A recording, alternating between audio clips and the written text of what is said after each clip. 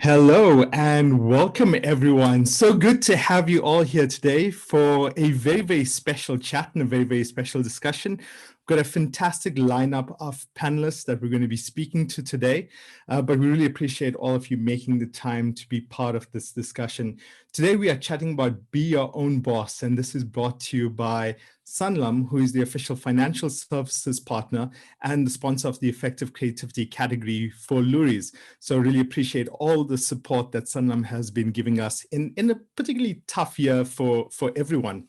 If I can just ask our panelists to please start your cameras and mics and say hello to everyone. Afternoon, everyone. Good to be here. Hi, Peter. Hi, Nkgabiseng. Hi, Simoné. Hello. Hi. So good to have all of you here. So for everyone that's joining us, and I'm sure most of them know all of you, but if they do not, Nkgabiseng Motau is the co-founder and chief creative officer at Think Creative Africa. Say hi. Simoné Bosman is founder and executive Hi, everyone. producer of Osu Creative Productions, and Peter Castleton is the CEO of Indifin, a subsidiary of Sanlam Life. So good to have all of you here today. Thank you so much for making the time. Hi, you're welcome. I'm very excited about today's panel. Amazing. So maybe just to help everyone get a better understanding of just to get to know who you are and your passions and what made you say yes to be part of this discussion or be your own boss. Nkgabiseng, maybe we can start with you to give us a little bit of insight in terms of you and your journey and why you're so passionate about our topic today. Sure. I think from a passion perspective, it kind of was something that was a dream for me, being my own boss, and having something that's a legacy going forward in my future. I think a lot of the time when you have this desire, you kind of have this frustration of how things happen in your employment, and you have ideas about how they could be better changed. And sometimes if those ideas aren't heard, you just kind of decide, you know what, maybe it's worth a shot on my own, and in my case with a co-founder. I think also looking for ways to broaden the industry that we're in. Really a big fan of advertising and our industry of creativity in a broader sense, and going. And there's the dreaded pause that comes every now and again. As we wait for Nkgabiseng to maybe come back on, Simoné, from your side, there we go, Nkgabiseng. Sorry guys, I don't know what happened. I got kicked off. It's this is one of those things you can never plan for, because you never know how the internet's going to be in Zoom, but the amazing thing is it just adds to the whole experience. So sorry, Nkgabiseng, please go ahead. Yeah, I was just saying, lending a broader view on how the industry should operate and what kind of work comes out. Also a reason for myself and Mogweni deciding to be our own bosses. Amazing. And Simoné, from your side, do you share some of Nkgabiseng's sentiments, or was your journey different? I do completely. I do feel that, the biggest push was to see or to contribute to change the industry a bit and influence the industry into a more inclusive way. But I think I was also just crazy. I think I just woke up and I was like, you know what? I feel that I needed an upgrade in terms of my career at the time. And I felt that the only way that I was going to do that was to take, the biggest step, which I didn't think I would, which was start a production company. And when I looked at the landscape at the time, there wasn't enough, there wasn't a single Black female production company in advertising. So for me, when I saw that gap, I was like, okay, so I'm not sure how I'm going to do this, but I felt the urge and the need to do it just so that we could, add some bit of transformation and have somebody else also be part of the playing field within the industry. Great, thanks for that, Sony. And what's interesting, Simoné and Nkgabiseng, you both are in a creative world. We know you both really well and have had such amazing interactions. But somebody who's new, but whose journey probably echoes a lot of the same sentiment is Peter. Thank you for joining us, Peter. And from your side, in terms of the same kind of sentiment and wanting to be your own boss and the journey that your life has shown, can you share more insights on that, please? Yeah, I think I agree with the ladies in terms of you can see things that can be done better if you start again. So that was part of the motivation. But in my personal experience, it's also, I quite like doing difficult things. And if you can wake up and do stuff where you know you're going to learn something new and get better, and it's not going to be easy. It sounds odd, but I think entrepreneurs tend to like those difficult problems and see how to solve them. And obviously, it's not always easy, but it's quite a motivator, I think. That's actually a good point, because as much as you keep saying it, sometimes people don't realize it is a difficult journey, but as difficult as it is, the rewards of being an entrepreneur and being your own boss are really amazing. Just to add to that, I think starting something from scratch has been both a combination of the best and worst experiences of my career. You get it all. It's not just all good, I promise you. Oh, yeah. Yeah, but we keep doing it, right? We keep going ahead because the rewards far supersede any of the pain that you actually get. One of the things that's as you keep mentioning about the pain and the difficult nature of being an entrepreneur. I mean, so if this part is so difficult, and Nkgabiseng, why is it as well from your side that you decided that you wanted to go down this path, be your own boss, and to be where you are in your life right now? Yeah, I mean, I think just to take a step back and perhaps include a lot more people that are on this platform, I think being your own boss as a sentiment for me didn't just mean being an entrepreneur. Even in my days of working in the multinational ad agencies, I very firmly feel that I was always my own boss. So, you own the ideas you bring to creative reviews, and you make sure the quality of your micro company, the quality of the ideas is always consistent, and you defend your ideas. So you're always technically your own boss, even within the confines of an organization, because you drive your own growth, you drive your own ideas that you generate.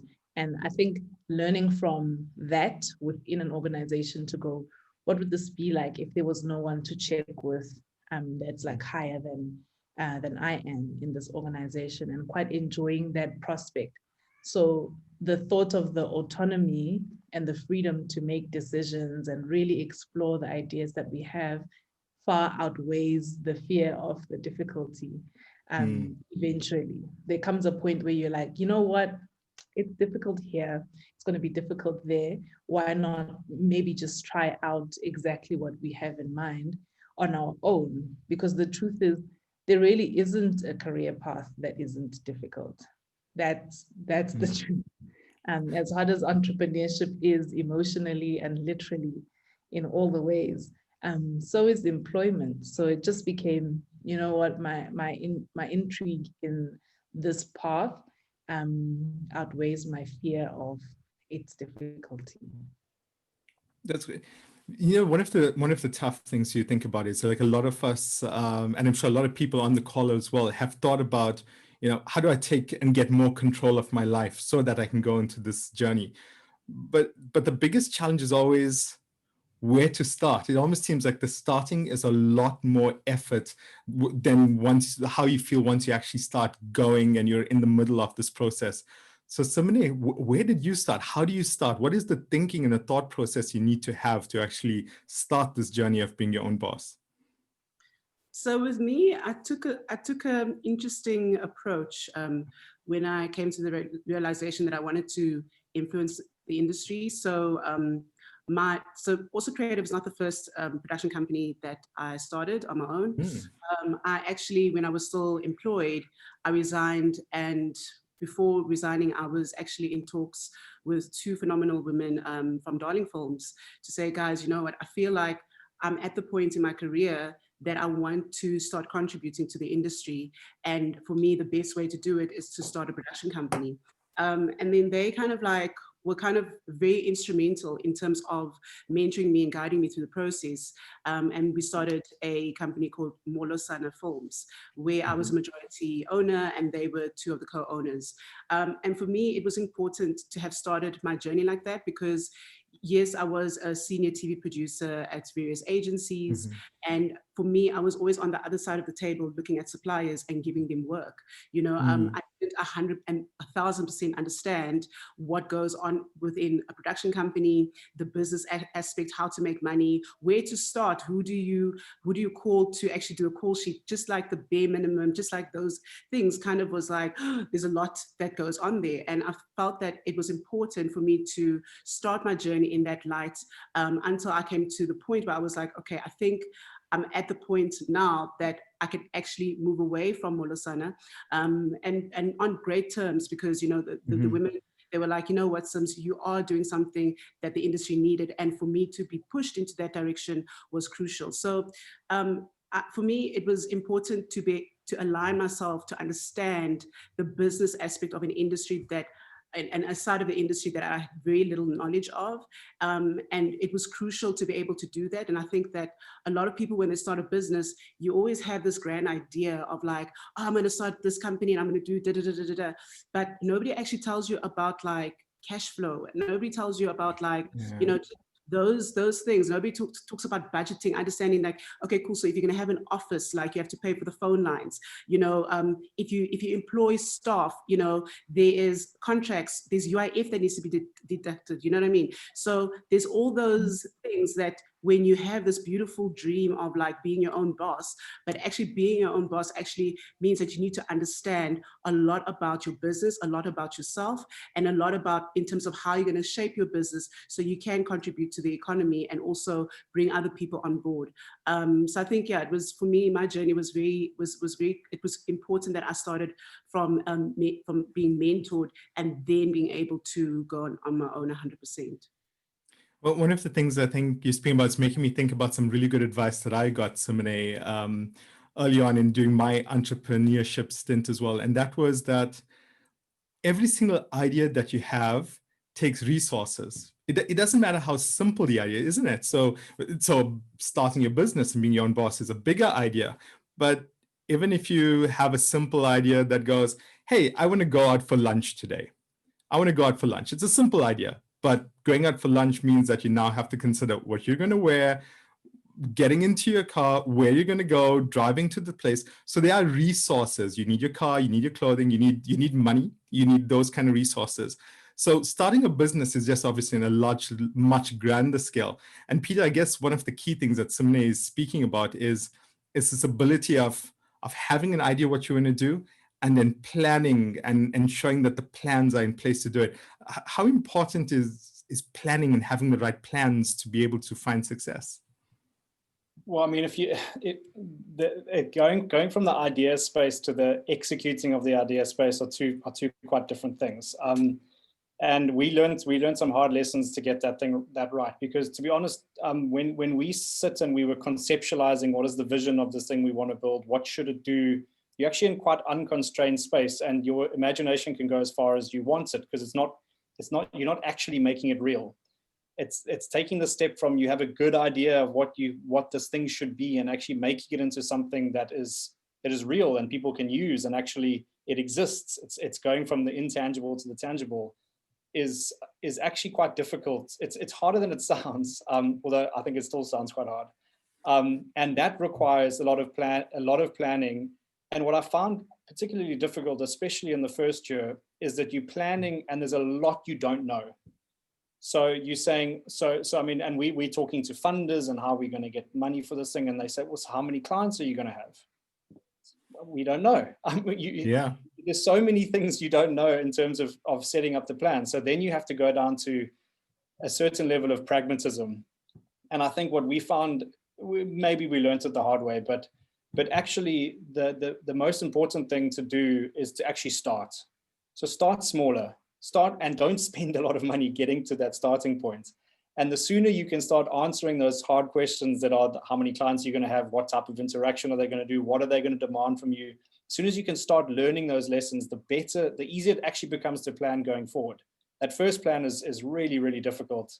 So it's almost saying, what do I need to put in place to actually get this thing going? Fully conscious that when you get going, it's not done. It's nowhere near done. But at least you're taking that first step, and that first step is the hardest step. And Nkgabiseng, from your side, based on what Peter is saying, what was that first step? How did you go about planning? Like, maybe give us some insights in terms of the plans you put into place, and what was the process of actually planning to start your business? Yeah, we had an interesting process because we kind of gave ourselves some runway, myself and Okoni, before we took the final plunge. And I think that was our best planning insight, is being able to assess that we needed to get to know a few things, and we needed to do that in kind of safety before we take the full plunge. So what we did was we gave ourselves a duration, I think it was 3 months. We had planned to freelance, so we can kind of control our time a little bit better. We can save some funds up for things we need, like machines, for example, software, that kind of thing. and some time to really secure the first bits of business for our business, the first few clients. So that was, I think, the best bit of our plan, because everything else after that was quite rough and it was quite trial and error. But in that 3 months, what we learned was, first of all, what we needed to do from a fundamental business setup perspective. So signing up our organization with the CIPCC, getting tax clearances, all of that nitty-gritty that requires a lot of time and it's quite a drudge.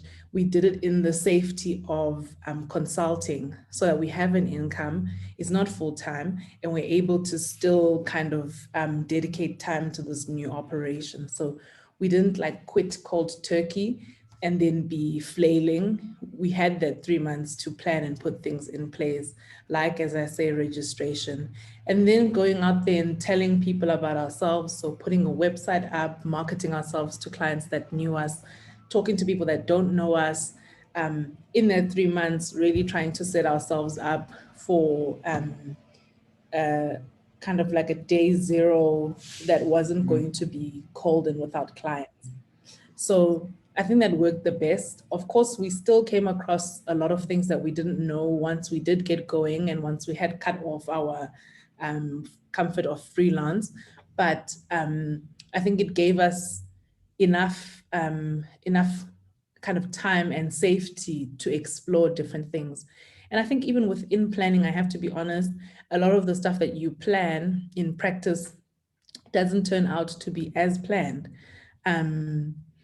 And the interesting thing about that is you learn a key thing about being an entrepreneur, which is how to make the most of a changing scenario, how to respond quickly to a challenge, how to pivot very, very quickly from your original strategy. So not many people will know that when we went into business, I'm sure Mokondi will laugh because she's in the audience here.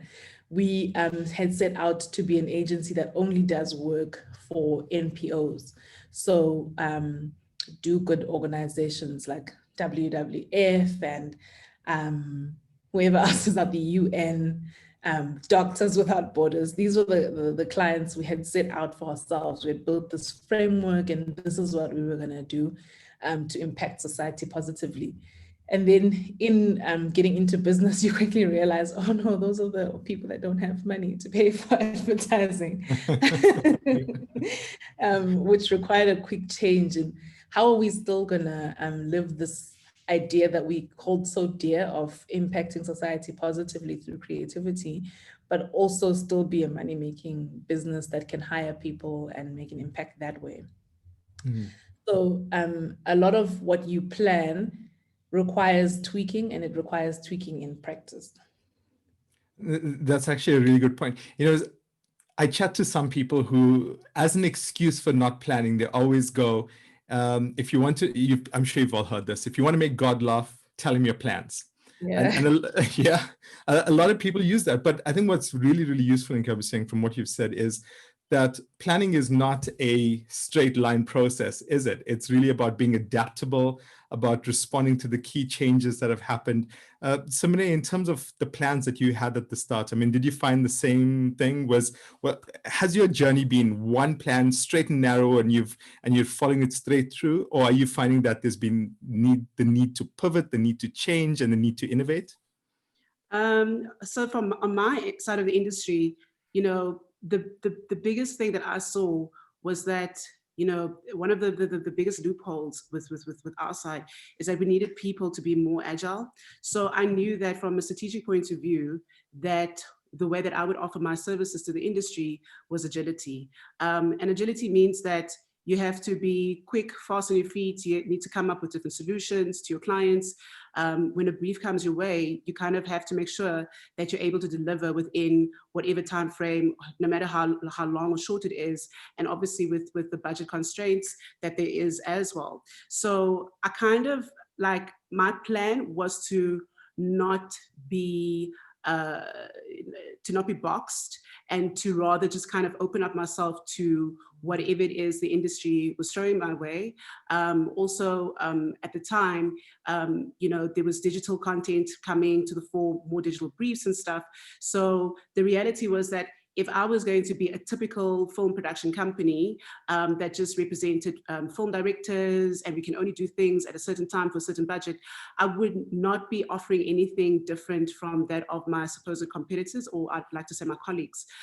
So for me, my plan was to just be open to kind of adapt all the time, so that I'm able to say, hey, we can also do this as well. You get one job where you have no clue as to how you're going to put it together, but you end up finding the resources and finding the right people to make it happen. And when it does actually come together quite nicely, which is the beauty of my side of the industry, is that like you need to be open to be able to offer something different and not always just be restricted to one thing. So, the only part of planning that I often stick to is obviously the processes. So like when you're booking your crew, when you're doing your treatments, for example, when you're doing your casting, there's certain black and whites and T's that you need to cross and I's that you need to dot, that you need to do, because it is the logistics part of the business. But in terms of what it is that you end up producing and how you're producing, that is the part that I most enjoyed, which is like, it's different, and you kind of like just explore different creative executions. Amazing. Peter, I know you've probably got a take on this, and obviously a little bit different in terms of the planning process, because not only have you had to go down the planning route for yourself personally, but I guess you also assist a lot of people, or at least you get very deep into understanding the planning process for a lot of different individuals and a lot of different organizations. Am I right? Yeah, more or less. So I think planning can actually helps you do a few things at the same time. Mm-hmm. So the one is, and I think this applies in people's personal lives, and to me at least, as well as in business, is, I mean, you mentioned earlier, you never really your plans never play out like by design, right? I mean, that is fairly obvious to those of us who've tried. But the problem is that all of us, whether we like it or not, we all approach the world with a certain set of assumptions and hypotheses on how things will play out. And sometimes we hold them as beliefs, and sometimes we will recognize that they are assumptions. But regardless, they actually, whether we like it or not, they are. Having a plan almost forces you to put those assumptions on paper and say, so, I mean, in my personal life, for example, I will assume that in a certain month, I'm going to spend a certain amount of money for my kids' education and food and clothes and whatever my budget is. That process forces me to actually think about how I'm spending my money. In the same way in the business, is that I'll build the business and say, I'm planning to spend this amount on engineering, this amount on design, this amount on marketing, in anticipation of this type of return. So a certain amount of clients are going to behave like this, for example. Forcing you into that process, despite knowing that the plan is not going to work out like that, means that when it hasn't worked out like that, you can actually look and see where you were wrong. Or where things diverted, or where you've had to change. And that is such valuable knowledge, not only in the business. So I'll give an example in Indy's case, is that because I mentioned earlier, we were rough and ready trying to just get the thing going. We didn't ever really plan for operations. We knew we needed to do some operations, right? But we never, and when I say operations, like clients actually contacting us and asking us to do stuff. We had a kind of a hack in place, but we had no idea how many clients we were going to get, or what kind of queries we were going to get, or what volume. And we went through a really rough patch because we had this wave of operational overheads, but that enabled us to actually to respond correctly and strategically in the right direction.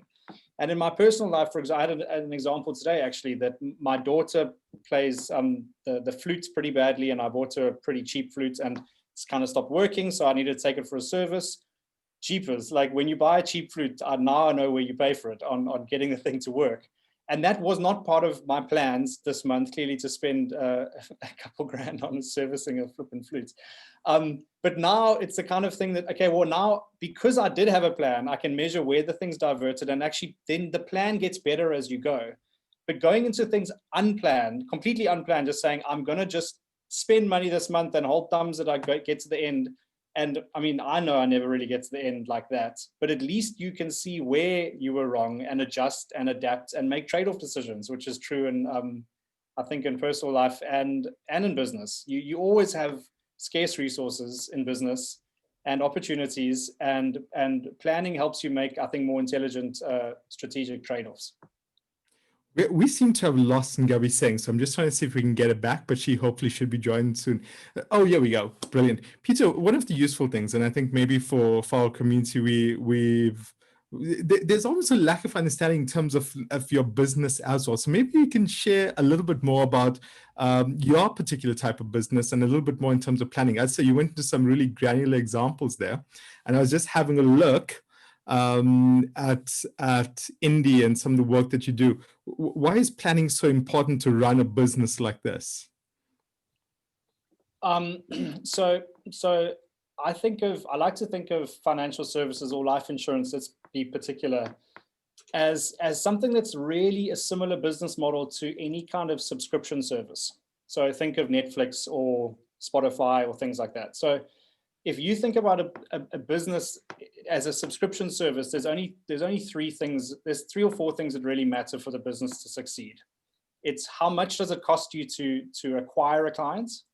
So that's your acquisition cost. That's fairly straightforward. How long you will keep the client. So that's your retention rate of those clients, and how many clients you're going to have. And those three things. So volume means your fixed costs go further.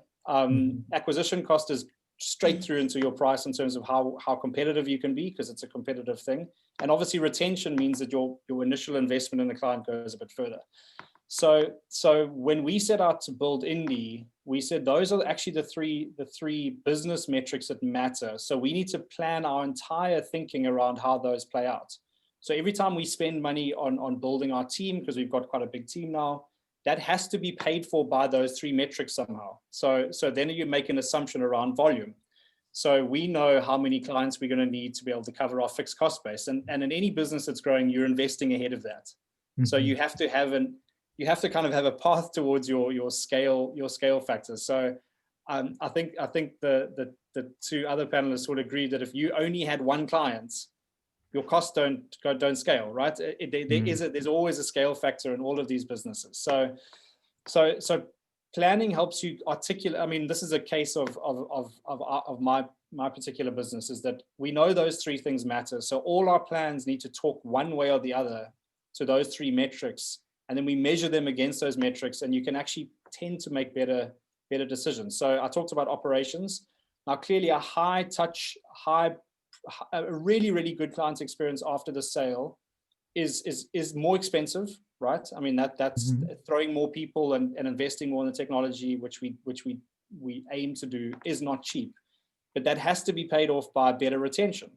And also better retention means also better experiences, means more clients coming in through referrals and that kind of thing. So it forces you to really get into this is not a mathematical thing necessarily. You don't have to be good with numbers. It's just, a lot of it is common sense when you can articulate it like that.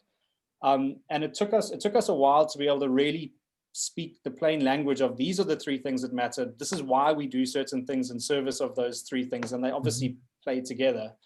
And essentially that boils down to what our strategy and our plan is. And then obviously building better products for our clients and better client experiences and more efficient sales funnels is all in service of those things. So we land up with theoretically quite a good business through being able to articulate and plan.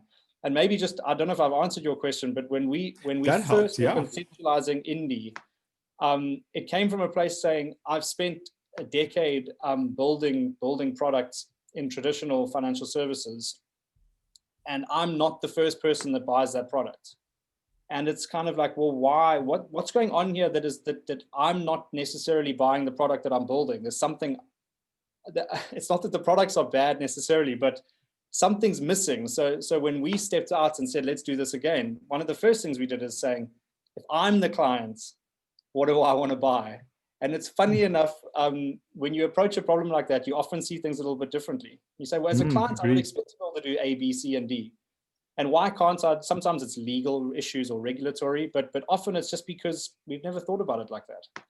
And you can land up building something quite special if you bring it closer to home. So I don't like thinking of clients as, I don't know what I don't like necessarily using this terminology, but othering clients, like they're another group. They're separate from us. They distinct. They don't know what they're talking about. We will tell them as the business. Maybe that's Apple's mentality, but if you think about, I'm the clients, my friends are my client, my family are my clients. I don't know, maybe you bring the empathy in, but I think you land up with a better product at the end of the day. It's not easy though. No, but that's such a good point. I think you know a lot of people forget about this in the planning process, because what happens is you set out your plan, but sometimes you forget to say that I really need to have this empathetic understanding of how my client will be experiencing and consuming this experience that I'm actually putting out there as well. And yeah, that's a really, really valuable point. And it's great to get some insight in terms of your business. We also get some questions. Carabello Masia asks, and maybe we're going to start with you, Nkgabiseng, what are the most what are the fundamentals you can't miss during the planning process? So if you have to think about when you started your business, or even today when you're making plans for growth for the future, what are just some of the fundamentals that are always top of mind for you? Geez, that's a very, very hard question. It's a very deep question, I think. Yeah. A big question. I think for me, something that is fundamental is, what do we as the founders of the business want to be involved in? Is this the kind of business that we want to be daily, nightly, all the time involved in? Because the business takes up so much time and emotion and resource and all of what you can give it. So fundamental to your planning is, are we building the kind of business we want to work so hard in? Mm-hmm. The other thing I think is fundamental is the kind of clients that we want to attract and keep. So we have a client triangle that we use, which at the different 3 points, there's a specific piece of criteria. So one is this a lucrative client? Can we make enough money for growth and that kind of thing?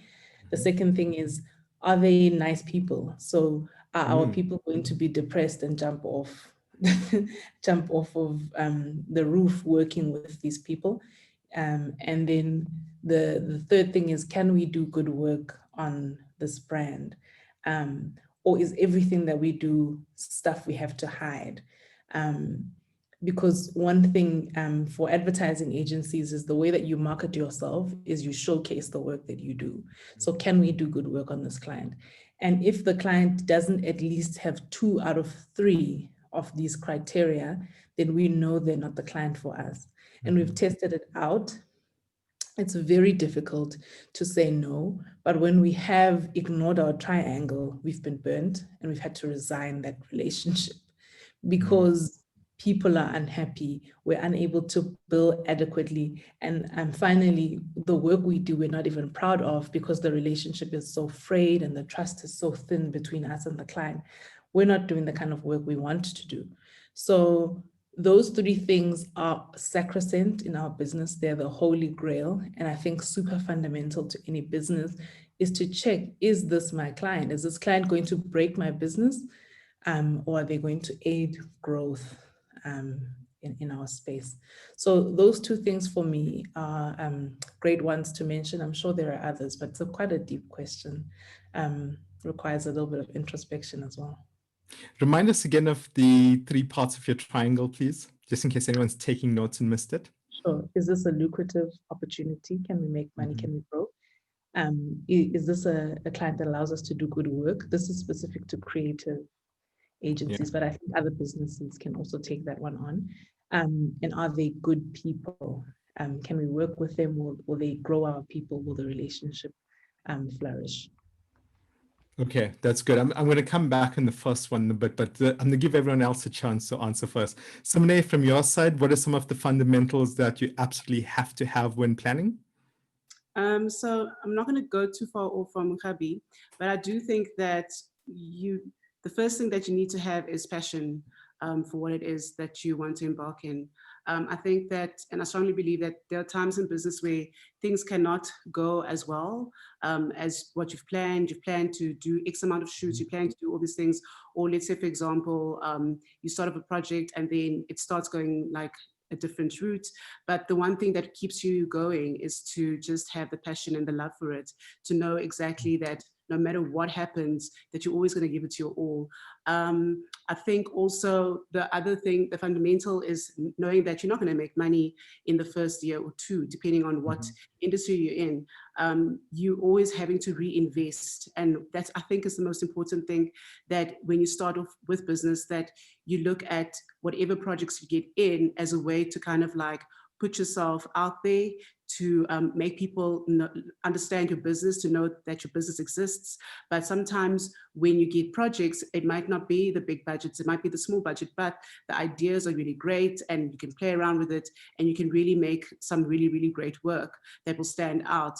And then also, I think the third fundamental thing is having to trust yourself. Like I said before, with passion, you also have to trust yourself. You'll find yourself like knocking on doors, and some doors will open, others will open, some will open slightly and all that stuff. But if you believe in yourself and you trust yourself that you can do it, and you trust and you equip yourself with the right people to be able to get you there, then that's the most important thing. So yeah, so you know, also, yeah, fourth one, sorry, I didn't think I'd actually have so many options, but like surrounding yourself with the right people it's fundamental. No entrepreneur is an island. Yes, I can own the company by myself, but I've got so many people and strong people that are part of my organization that actually do the work. They push me, they push the business, they're passionate, they love, they put their all into it, you know. COVID has come and shown a lot of that. You know, some people could have left, but they didn't, you know what I mean? So I think that's important, is always surround yourself with a team of people that actually see your vision and that they can take your vision further and make it bigger than what you have imagined it to be. Great.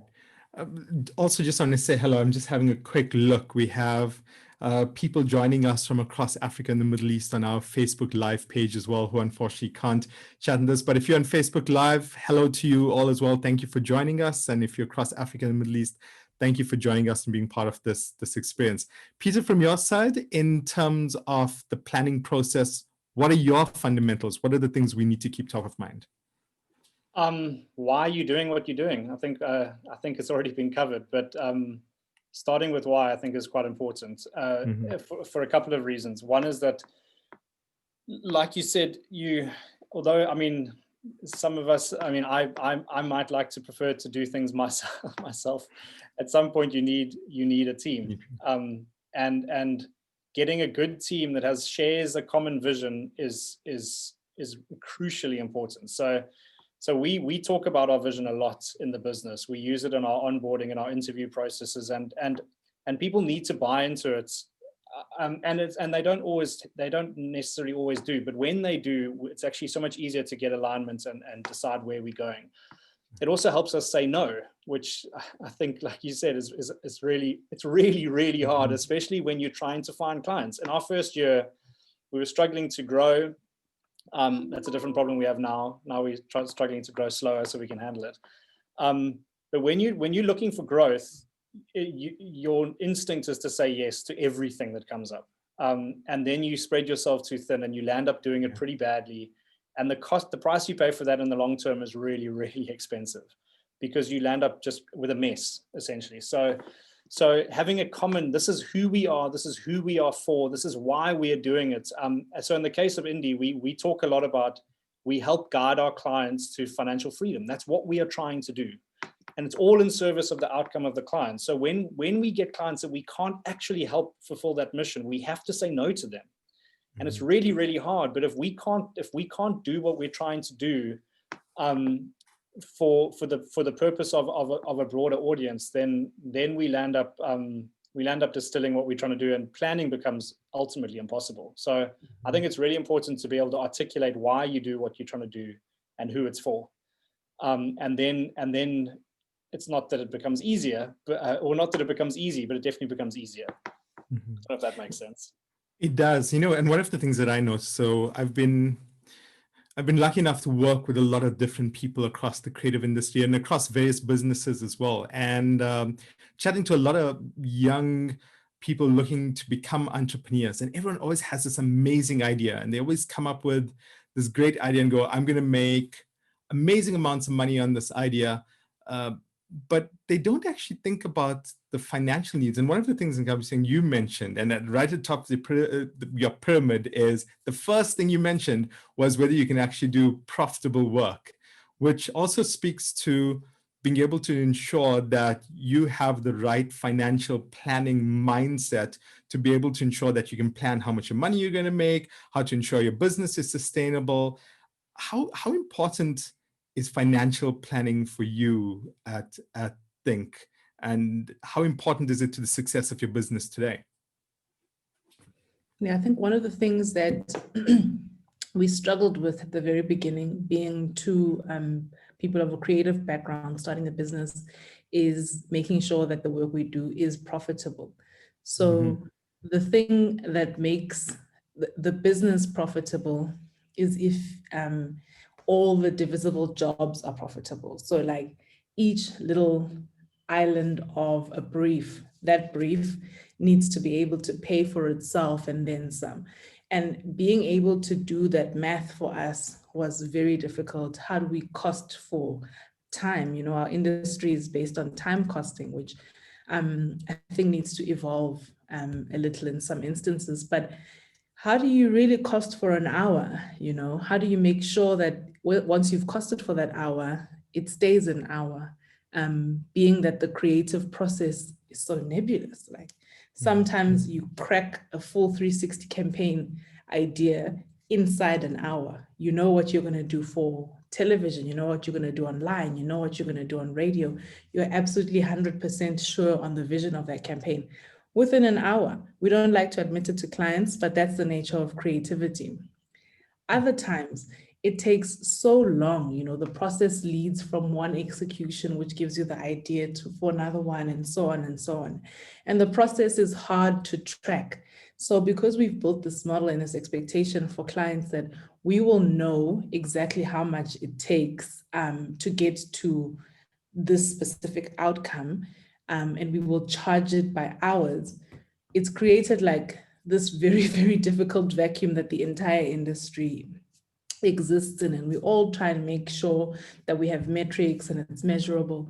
And through experience, of course, you can start to do that fairly accurately. But in the beginning, we really struggled with the financial planning aspect of things. And that's part of what I think for business owners is important, to get support where you're not the expert. So there will be something in your business, in your vision, that you do really, really well, but there'll be a lot that you don't. And it's okay. You don't have to be the expert of every single department in order for the business to succeed. You have to be the custodian of the vision of that business, but to get professional services and advice where you're not the expert. So whether it's business coaching, whether it's consultants from other businesses that are experienced, whether it's talking to other business people that have done it before, and just asking really blunt questions. How do you guys make sure that your jobs are profitable? How do you cost for hours? How do you do this? Like, people might not give you their intellectual property, but there's a lot of generosity in the South African entrepreneurial industry where people will share a lot of their experiences that you can learn from. So over time, we've grown to know how to cost for our services and how to make sure that each, as I say, individual job, individual brief, down to meetings, makes sense from a financial perspective. And you said to me, how important is it to have financial planning on your side? I think it's absolutely critical, because with the right financial planning, we can attract the right people because we can offer them great incentives. And as you know, in every business, people are honestly everything. In most businesses, the people are what make the difference. And so being able to recruit the correct talent, the people that share your vision, that have the skills and that are incredibly talented to bring your vision to life, that requires incredible financial planning. So you can have that, you can have those people on your side and you can buy into those skills. But beyond that, for you as business owners and shareholders to remain motivated, you need to make sure that the business is growing. Growth is incredibly inspiring. So financial planning becomes a key component of how do you keep the vision alive as well. I was listening to you speak and I was thinking about, strange enough, a conversation I was having with someone yesterday. And they recently took over a really big business, and it's a really nice business. And when somebody like me looks at business, I go, wow, that's a fantastic business, must be doing really well. And this is just a personal anecdote. On the phone call, they went, you know what, Pritesh, you may look at this business from the outside and go, it looks amazing, but seriously, from a financial side, the financial planning was totally wrong. And it's such a struggle just purely because the financial planning was not done correctly. And I think therefore it's so important sometimes to get, as you said, get experts who can actually assist you. I mean, Simoné, from your side, and I mean, Osu's doing fantastically well. How important was financial planning, and how difficult is it sometimes as a creative to take that step to go down having to apply your mind to all the steps required in financial planning? So my side of the business, you require a great amount of financial planning. There's this awkward thing that happens when you take on a job, and that awkward conversation when you have to ask your clients, when are you going to pay me my first 50, right? Yeah. And I promise you, like, at the beginning, I used to have like my sweat glands used to like work overtime, because you're like, I don't like asking this question because, you know, it's so difficult. But at the same time, in production, you know, and I think it's because of the tradition of production that the reason why, you know, the companies that are thriving and that have existed, they were able to build enough capital so they could bankroll jobs. Now, here you find me, I decided, hey, I'm going to start also creative productions. I literally just had 2 months salary and my first job. And I worked with an agency that didn't have a lot of finances to pay me my first 50, like as in first 50. And literally I had to look at what I had and I had to say to myself, okay, what do I need to pay to secure things? Obviously, like in any production, you have to secure like locations and caterings and all that stuff. But that costs money. So you end up looking at your 2 month salary that you have, and it's not a lot. And it's a lot to pay like 30,000 or 20,000 to a location just to use for like a couple of hours. You know what I mean? So, so that was the first thing I had to learn, was that I shouldn't be afraid to ask, but at the same time, I know that there is this other side of the industry that it's expected for a production company to bankroll until, like, literally you'll get onto set and then boop, boop, you'll get a nice SMS that says your first 50% is in your account. But by the time that you get on set, you should have paid for the permits if you're on a road, fuel. There's a wardrobe that needed to be hired or purchased. Things need to be made, and where does all that money come from? It comes from, you know, the business. So one of the crucial things within production is that you need to see how if you take on a job, assume that you're not going to get paid until like the last minute. I mean, like, we did a huge campaign. I'm not going to mention the client's name because it is a government agent, but just government alone. and I carried an entire job from start to finish, right until it was graded. I had to pay my first 50s to people. I had to pay my equipment houses, and that's quite a lot of money. So the only reason I was able to do that was because over the first year of the company of Osu, I had to literally tell myself, for every job that I get awarded and every time there's a profit, I need to put away a certain percentage of that job so that I know that I cover myself for at least like 6 months as a company. So you start coming up with those creative ways to speak your money and say, okay, cool. If I don't get work because we don't have retainer clients, we can't bill clients every month. Our entire business is ad hoc.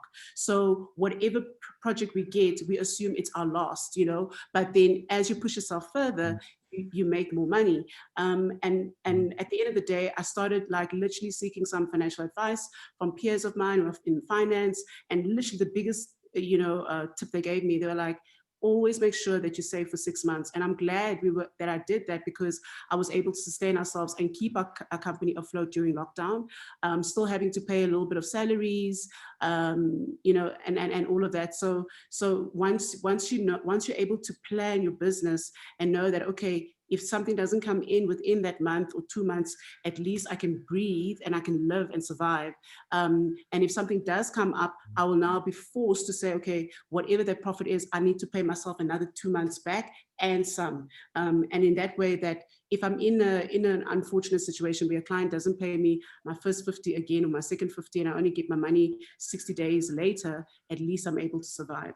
So planning is crucial. Financial planning is really, really crucial for you to be able to deliver the services that you're always selling as part of your company. Great. Peter, one of the challenges I think a lot of people have within the creative space and the creative industries, there's this absolute passion and love for the work and being able to create it, but there's also this fear in terms of the financial planning that needs to go into starting your own business or getting the freedom that you want in your life.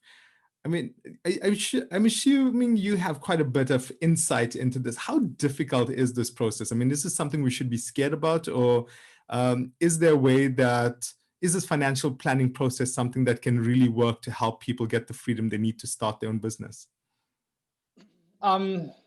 It's not something to be scared of, but it is something to take seriously. So I think, because I'm not from a creative industry, my background is very much numbers. So that's like duck to water for me. I had no problem with doing the maths. I actually quite enjoy it. The challenge, I think the point is that being able to recognize what you're good at and what you're not good at is quite important in planning as a holistic thing anyway. So for people looking to start a new business where the numbers are quite intimidating and daunting, that's an incredibly good example of where you need to look for help. Because you can't ignore it. And I think it's true in your personal life as well. You can't just be scared of knowing how badly or well you're spending money, so you just avoid, because it's there whether you like it or not. So I think in my case, where I had no expertise or particular skill, it was around things like creative and technology and software development. So one of the first things I did in the business is you find those skills to complement the ones you have. And people approaching it from a creative side who will love the art of the creation, but be potentially worried about the numbers, finding an ally or a mentor, or if you can afford it, someone that you can put on payroll to complement you is actually probably the way to go. And surprisingly, I mean, maybe this isn't surprising, but someone who's really good with the accounts and the finances and the planning actually should be making your business better. Things like how you manage your cash flows, can you get terms with your suppliers and credit, like that's something, I mean, it's very boring, but can make a huge difference on your profitability and sustainability. So it's basically about recognizing where you're good and where you're not, and not having and asking for help. And that example of 6 month planning in the business is so incredibly true. But it's true in people's personal lives as well, is that you never know when you may not be able to work or earn a salary or have a sick child or whatever. And having that ability to have some money available in those circumstances can actually be the difference between financial prosperity and having to go borrow when you don't have money, which becomes very expensive and very bad for you in the long term. And so there's so surprisingly amounts of commonalities between planning money in a business and planning money in your personal life, actually. I'll tell you a personal anecdote. One of the challenges I always had is I always said I never had enough time, excuse me, to sort out my financial. There goes my voice. I always said I didn't have enough time to sort out my financial health and making sure that's sorted. Whereas I spent enough time on the business, and I think that's one of the big challenges I have. So if anyone who's watching this is thinking about ways to start your own business and things that you can do, I'd strongly recommend this, and not just because Sanlam's our partner, but because I've been through this process and seen that it's absolutely amazing and just demystifies some of the challenges, This is a Sanlam Money Meetups page. You can go and search for it, but the link will be at the end of this webinar, and you should also have a redirect that takes you to this page. But go and have a look at Sanlam Money Meetups, because the reality is that if you really want to get control of your life, if you really want to be able to start your own business, or even if you want to stay in the company and work in the company, but want to someday be able to find the financial security you need to spoil yourself or retire early or whatever else it may be, it really does start with the planning process. And maybe with that, we're just out of time. So just quick parting words. Nkgabiseng, Simoné, and Peter, can you tell us what are your future plans? Nkgabiseng. It's too big to fit into the time we have, but we have aggressive growth plans, particularly on the continent. We think there's prospect for our company and many others like it to participate meaningfully, with good planning, of course. Amazing. Simoné? I've got a lot of plans. It keeps on changing. Besides actually making money, the biggest plan is to grow. It's always good to have different offices in different places within South Africa, just to be more accessible. But also the plan to actually get more talent on board on our side, so we can actually service more clients and stuff. Yeah, but it's also growth. Amazing. And Peter, on your side? I'll keep it brief, but we spent the first few years of the business trying to figure out how can we actually acquire clients sustainably at volumes that we would need. And now we need to focus on actually delivering on our value and our promise and our vision. So a lot of it is actually, we're quite good at selling. We're not that good yet at actually helping people manage their stuff going forward. So we're going to be putting a lot of more focus on looking after our, not that we don't, but looking after our clients better and proactively and things like that, so that we can achieve our sustainable growth. But yeah, it's one of those things in businesses, you can't do everything you want on day one. You have to prioritize, and that's where the plan comes in as well. Thank you so much, and wishing you all three of you, all the best. And thank you for all of the amazing insights, and looking forward to see all of the amazing growth that comes from all three of you. Nkgabiseng Motau, co-founder and chief creative officer at Think Creative Africa, Simoné Bosman, founder and executive producer at Also Creative Productions, and Peter Castleton, CEO of IndieFin, a subsidiary of Sanlam Life. Thank you so much for joining us. Special thank you to Sanlam, who are the sponsor of the Effective Creativity category, and also our partner as the official financial services partner of the Loeries, who are helping us ensure we've got the right insights to help cope with the challenges that have come out of this really, really crazy year. So appreciate all of the insights and appreciate the time from all of you. If you do want to find out more about Sanlam Money Meetups, you can go to sanlam.co.za/campaigns/money meetups. All the best to everyone. Thank you so much for joining us, and look forward to chatting to all of you soon. Amazing. Thank you, everyone. Bye. Bye-bye. Bye.